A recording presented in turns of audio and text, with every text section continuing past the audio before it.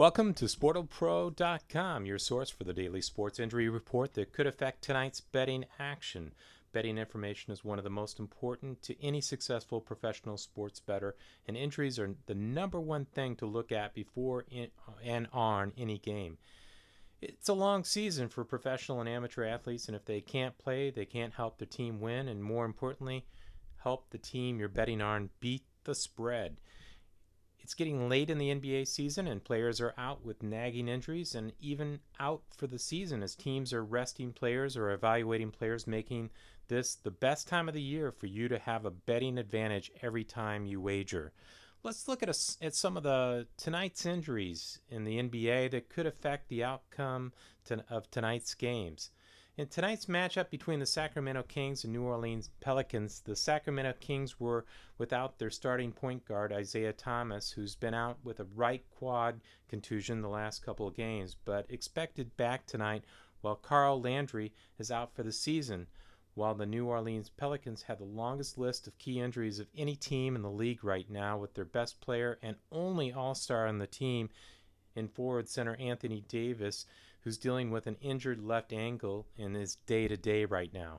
Joining him with the injury bug is sharp-shooting forward Ryan Anderson, who's been diagnosed with a herniated disc and will be out indefinitely. Shooting guard Eric Gordon remains out because of tendonitis in his left knee, and starting point guard Drew Holiday will miss the rest of the season. With this lineup, New Orleans will have trouble scoring points, while the Kings have actually played better of late and should get a pickup with the return of starting point guard Isaiah Thomas. The defending champion Miami Heat is coasting to finish this season and looking forward to the playoffs, while also dealing with injuries to Dwayne Wade, who's day-to-day right now and won't play tonight, and Ray Allen, who's still in bed with the flu when they host the Toronto Raptors at home tonight, will be another factor in that game.